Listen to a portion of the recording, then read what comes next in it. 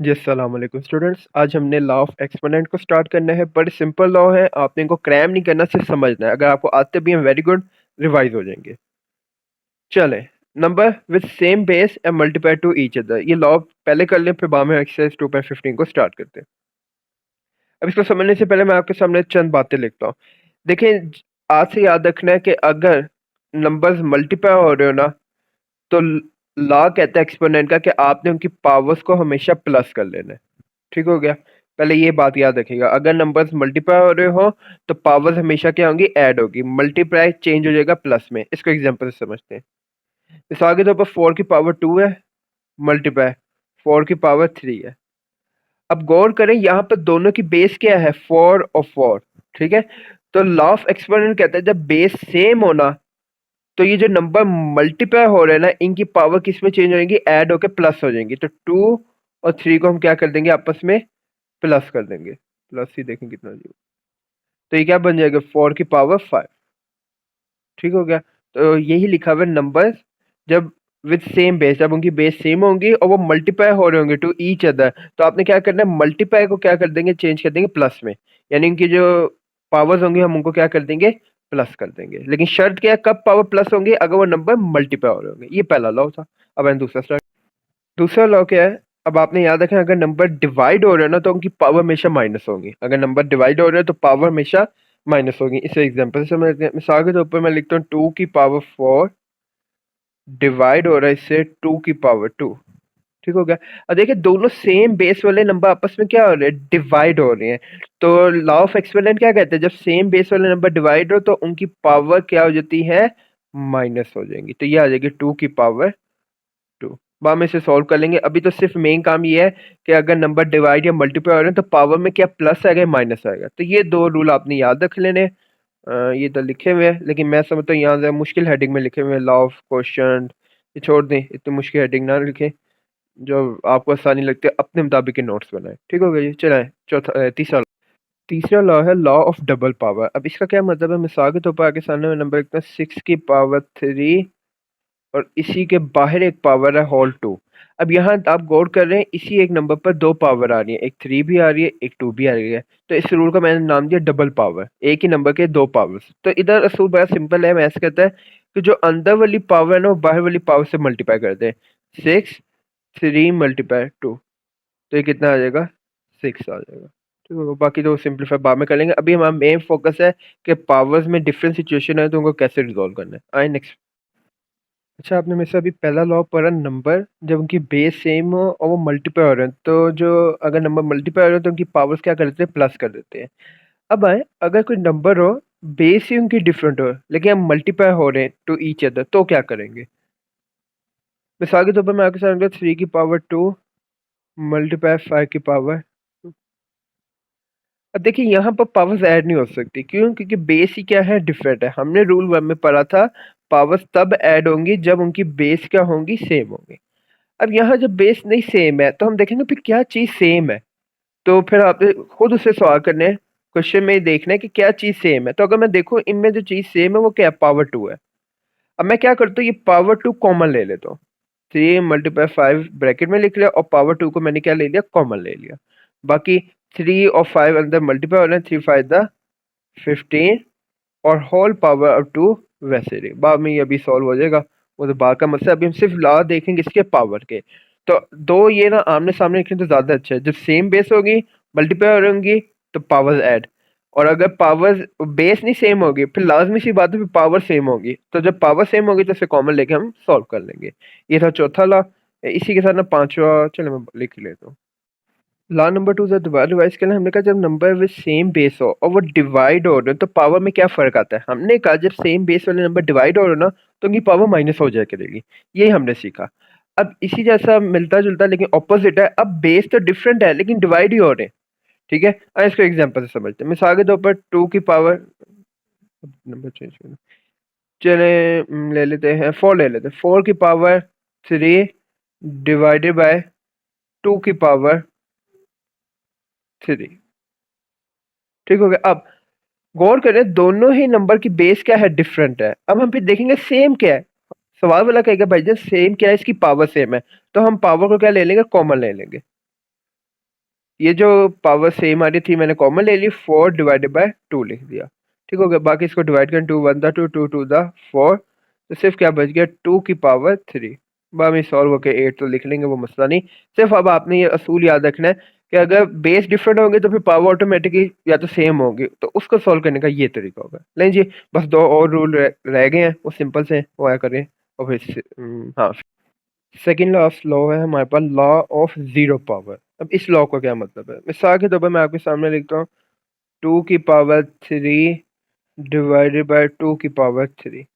अब देखें जब सेम बेस हो और वो डिवाइड हो रहे हैं तो उनकी पावर्स क्या होती है, माइनस हो जाती है। तो कर लें 2 की पावर 3 -3, ये आंसर क्या आ जाएगा, 0 आ जाएगा। ठीक हो गया। अब लॉ ऑफ जीरो पावर कहता है किसी भी नंबर की पावर अगर 0 होना उसका आंसर हमेशा 1 आता है। ये लॉ भी बड़ा मजे का है, आइंदा इससे भी सुन लें। मिसाल के तौर पर मैं आपके सामने लिखूँ 2 की पावर 3 डिवाइडेड बाय 2 की पावर 7। अब देखें दो सेम बेस हैं, आपस में डिवाइड हो रहे हैं, तो इनकी पावर्स क्या हो जाएंगी, माइनस।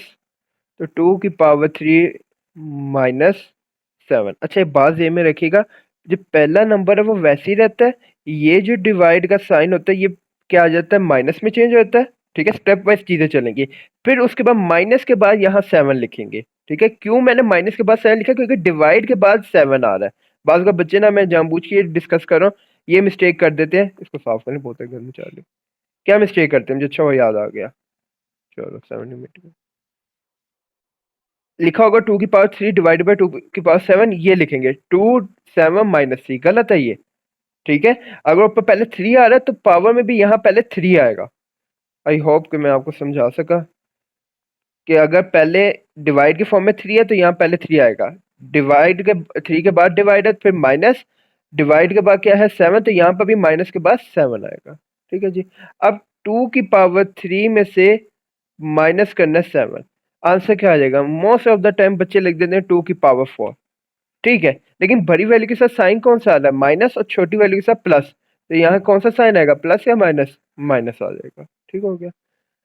अब जी लॉ कहता है पावर कि देखिए एक बुरा बच्चा है। ठीक है, अब एक क्लास में बच्चा शरारत कर रहा हो, पीछे बैठा हो, और मुसलसल टीचर पढ़ाई जाए शरारतें करी जा रहा है, नेगेटिव बच्चा है। माजा के साथ मैंने किसी को टोन करने के लिए नहीं बोला कि जो बातें करते हैं पीछे वो नेगेटिव है, ये तो सिर्फ आपको समझाने के लिए। अब टीचर क्या करता है, उस बच्चे को उधर से उठा के सीट चेंज करके अपने पास आगे बिठा लेता है, यानी बच्चे को बुरी जगह से उठा के अच्छी जगह पर ले आता है।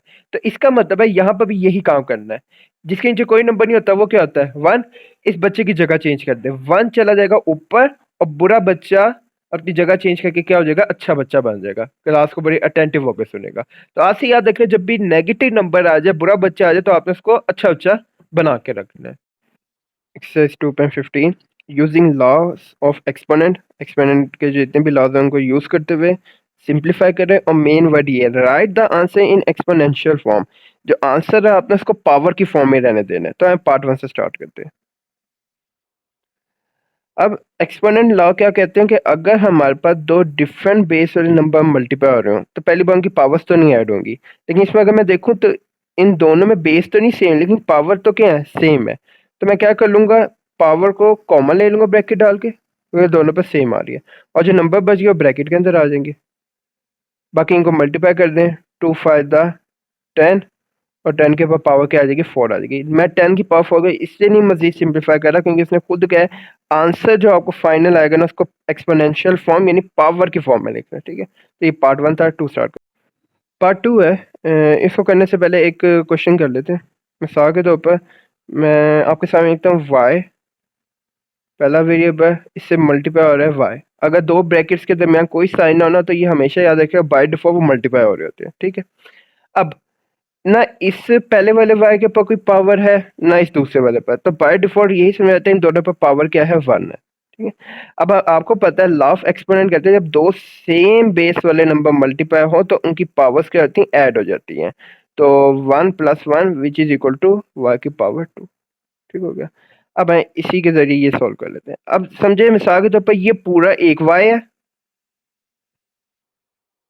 और ये भी एक पूरा हमारे पास y की वैल्यू को शो कर रहा है। ठीक हो गया। अब देखें तो अगर गौर करें दोनों में ब्रैकेट के अंदर जो वैल्यू वो सेम आ रही है, यहाँ पर भी 2x प्लस 3y, यहाँ पर भी 2x प्लस 3y। अगर इनकी ब्रैकेट के ऊपर कोई पावर नहीं होगी तो क्या होगी, 1, यहाँ पर भी 1 होगी। तो जब बेस दोनों में सेम आ रही है, अंदर नंबर सेम आ रहे हैं, इसका अंदर बेस सेम है, तो पावर्स ऐड हो जाएंगी।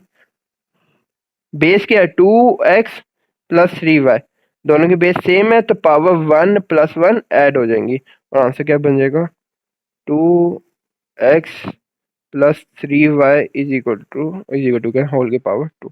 अब इसे फॉर्मूला लगा के सॉल्व किया जा सकता था, लेकिन इसने खुद क्या है, इसको पावर के फॉर्म में लिखें। तो part C start. Part C भी सिंपल है, जब एक ही नंबर पर दो पावर्स आ जाएं तो इनको हमेशा आपस में क्या कर देंगे, मल्टीप्लाई कर देंगे। 2 4 multiply 3 which is equal to 4 सीधा क्या होता है, 12 होता है। चलिए अब है नेक्स्ट पार्ट। पार्ट 4 में अगर मैं देखूं तो दोनों की बेस डिफरेंट आ रही है, ए और बी, लेकिन पावर सेम है।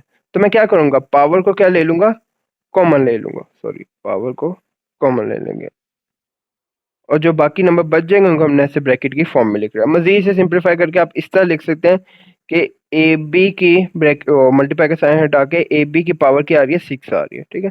वरना यहाँ तक भी सही है, यहाँ तक भी क्या कर लेगा, सही है, ठीक है। Next part. अब यहाँ लिखा है 9 की पावर 8 डिवाइडेड बाई 9 की पावर 3। डिवाइड से पहले अगर जो नंबर आए वो ऊपर आएगा, 9 की पावर 8 डिवाइड किया अगर लाइन में डाल दी, और 9 की पावर 3 में लिख दिया। पहले मैंने इसे सिंप्लीफाई करके लिख दिया। अब हमने रूल पढ़ा हुआ है लॉ किसका, एक्सपोनेंट का, कि अगर सेम बेस वाले नंबर डिवाइड हो रहे हो तो उनकी पावर्स हमेशा क्या होती है, माइनस। तो इन दोनों की पावर्स क्या आ जाएंगी, माइनस हो जाएंगी। 8 में से 3 माइनस करें तो कितना आएगा, 9 की पावर 5। सिंप्लीफाई नहीं करना क्योंकि उसने हमें कहा ही नहीं है। पार्ट नंबर 6 है, इसमें भी अगर मैं देखूं बेस सेम है, टी आ रही है और नंबर्स आपस में मल्टीप्लाई हो रहे हैं, तो जब बेस सेम हो और मल्टीप्लाई हो रहे हैं तो पावर्स हमेशा ऐड होंगी। 4 प्लस 3, तो ये क्या आ जाएगा, 4 में 3 प्लस क्या, टी की पावर 7 आ जाएगी। Next part. पार्ट नंबर 7 में बेशक ऊपर भी नीचे भी सारे नंबर 3 हैं, लेकिन एक काम करते हैं कि अगर हर कोई अपने पोर्शन में कोई नंबर सॉल्व करने से सॉल्व करते हैं, ये तो सिंगल नंबर ही वैसे रहेगा। हाँ, नीचे वाले पोर्शन में दो नंबर सॉल्व हो रहे हैं, किस तरह, इन दोनों की बेस सेम है और मल्टीप्लाई हो रहे हैं, तो पहले इनको सॉल्व करते हैं। ऊपर वाला 3 की पावर 7 वैसे ही रहा, नीचे वाला नंबर सॉल्व हो जाएगा, 3 की पावर 4 में प्लस हो जाएगा 3 की पावर 3, ठीक हो गया। इसको सिंप्लीफाई करेंगे, आ जाएगा 3 की पावर 7 और नीचे प्लस करके 3 की पावर 7। अब देखें दोनों ही नंबर ऊपर भी 3 नीचे भी 3, जब सेम बेस वाले नंबर डिवाइड होते हैं तो उनकी पावर्स क्या हो जाती है, माइनस हो जाती है, ठीक हो गया। अब 7 में से प्लस 7 में से माइनस 7 किया, कितना आएगा, 3 की पावर 0। हमें पता है जिस भी नंबर की पावर 0 आएगी उसके आंसर को हम 1 ही लिखा करेंगे। तो ये था पार्ट नंबर 6। अच्छा, अगर मैं पार्ट 8 में देखूं, ऊपर पोर्शन जिसको अगर मैं मुश्किल इस्तेमाल करूँ न्यूमिनेटर कहते हैं, नीचे का डिनोमिनेटर। अगर मैं ऊपर न्यूमिनेटर में देखूं तो ये दोनों नंबर आपस में मल्टीप्लाई तो हो रहे हैं, लेकिन इनकी पावर ऐड नहीं हो सकती, क्यों, बेस डिफरेंट है और दोनों की पावर भी डिफरेंट है। यानी ना ऊपर वाला पोर्शन सेपरेटली सॉल्व हो सकता है ना नीचे वाला। फिर करेंगे क्या, फिर ये करेंगे कि अब ऊपर नीचे देखते हैं। ये दो नंबर जिनकी बेस सेम है इनकी पावर माइनस हो जाएगी, और ये दो नंबर जिनकी पेन को क्या हुआ, अच्छा, जिनकी बेस सेम है उनकी पावर्स आपस में माइनस हो जाएंगी। तो हम कर लेते हैं, 2 की पावर 8 में से माइनस हो जाएगा 2 की पावर 3। मल्टीप्लाई का साइन वैसे रहेगा क्योंकि आपस में मल्टीप्लाई हो रहा है, ऊपर वाला a की पावर 5 माइनस हो जाएगी पावर 2 से, ठीक हो गया। अब जी सॉल्व कर लें, 2 की पावर 8 में से 3 माइनस किया 5, और 5 में से 2 माइनस किया तो कितना आ जाएगा, 3 आ जाएगा, ठीक हो गया। तो ये इसके आंसर आ गया। बाकी अगर कुछ बच्चे इसको मज़ीद सिंप्लीफाई करके लिखना चाहे तो ऐसे भी लिख सकते हैं, मल्टीप्लाई का साइन हटा के, वरना यहाँ तक भी सही है। आए नेक्स्ट पार्ट। पार्ट नंबर 9 है, इसमें अगर मैं देखूँ बेस सेम है और नंबर मल्टीप्लाई हो रहे हैं तो पावर्स क्या हो जाएंगी, ऐड हो जाएंगी। 4 plus 9 which is equal to a की पावर 30। चलो नेक्स्ट पार्ट का 10वां पार्ट। इसमें अगर मैं देखूं हर नंबर के ऊपर पावर क्या आ रही है, 0, तो पहला काम तो यही कर दें, जब भी किसी नंबर के ऊपर पावर 0 देखें उसकी जगह 1 लिख दें, तो दोनों जगह पर 1 आ जाएगा। अब 1 को 1 से मल्टीप्लाई करें तो क्या ही आता है, 1 आएगा। तो ये था पार्ट नंबर 10। अब आए पार्ट नंबर, चल लिखना ही पड़ना, पार्ट नंबर 11। अब किसी भी क्वेश्चन में ये राउंड ब्रैकेट आ जाए ना, तो पहले हमेशा इसे सॉल्व करते हैं, बाहर वाली चीज़ों को आपने इग्नोर कर देना है। लेकिन अब इस ब्रैकेट के अंदर भी एक और छोटी ब्रैकेट है, तो पहले उसे सॉल्व कर लेते हैं। होल ब्रैकेट वैसे रही, और उसके अंदर जो नंबर 5 की पावर 4 था वो वैसे ही रहा, ठीक है, और डिवाइड 5 की पावर 7 भी वैसे ही रहा। हाँ, ये जो एक और छोटी राउंड ब्रैकेट है, पहले इसे सॉल्व करेंगे। अब डबल पावर जब आ जाए तो अंदर वाली पावर बाहर वाली पावर से मल्टीप्लाई हो जाएगा, 2 3 द 6, तो ये आ जाएगा 5 की पावर 6 आ जाएगा, ठीक है। अब इस ब्रैकेट को मजीद सिंप्लीफाई कर लें, तो इन दोनों में बेस 5 आ रही है, मल्टीप्लाई आ रहा है, तो पावर्स क्या हो जाएंगी, ऐड। 5 6 की पावर 4 में ऐड हो जाएगा, 6 में प्लस हो जाएगा 4, डिवाइडेड बाय 5 की पावर 7। जी, 6 में 4 प्लस करें तो कितना आता है, 10, और डिवाइड का साइन वैसे रहा, ठीक है। अब जब दो नंबर डिवाइड हो रहे हैं तो पहले इसको डिवाइड के फॉर्म में लिख लेते हैं, 5 की पावर 10 से डिवाइड हो रहा है 5 की पावर 7। तो जब सेम बेस वाले नंबर डिवाइड हो रहे हैं तो उनकी पावर्स क्या होती है, माइनस 5 की power 10 minus 7 which is equal to 5 की पावर 3 आ गया। तो एंड लास्ट पार्ट अपने ओके लेक्चर खत्म। लास्ट पार्ट, इसमें भी मैं गौर करूँ तो जो सेम बेस वाले नंबर डिवाइड हो रहे हैं उनकी पावर आपस में क्या हो जाएंगी, माइनस हो जाएगी। एक्स वाले से माइनस हो जाएगा और वाई की पावर वाई वाले से माइनस हो जाएगी। तो एक्स की पावर 2 माइनस, अब जिस नीचे एक्स के ऊपर कोई पावर नहीं तो उसमें क्या होगा, 1 पावर होगी, 2 में से 1 माइनस हो जाएगा। फिर वाई 5 माइनस 4, इसको सिंप्लीफाई कर लें तो 2 में से 1 माइनस किया 1। अच्छा, अब किसी नंबर के ऊपर अगर आंसर में पावर 1 आ रही हो तो लिखते तो नहीं है, चल लिख भी देंगे, गलत ही है, लेकिन अच्छी प्रेजेंटेशन, चले एक दफ़ा पहले लिख ले एक्स पावर 1 वाई पावर 1, फिर इसको लिख दें कि पावर 1 हम नहीं लिखते क्योंकि मैथ्स में बाय डिफॉल्ट यही समझ आता है जिसके ऊपर कोई पावर नहीं होती वो 1 नहीं होती है, तो ज़्यादा अच्छी प्रेजेंटेशन ये समझी जाती है, ठीक है। यहाँ तक भी कर लेंगे ठीक है, लेकिन बाज़ का टीचर को गुस्सा आ जाता है, ये तो ही ना मैथ्स की, ठीक होगा जी। नहीं जी, आज का लेक्चर यहाँ पर दी एंड करते हैं। उम्मीद करते हैं आज का लेक्चर आपको समझ आ गया होगा, समझ आ जाए तो लाइक कर देगा। अल्लाह हाफिज़।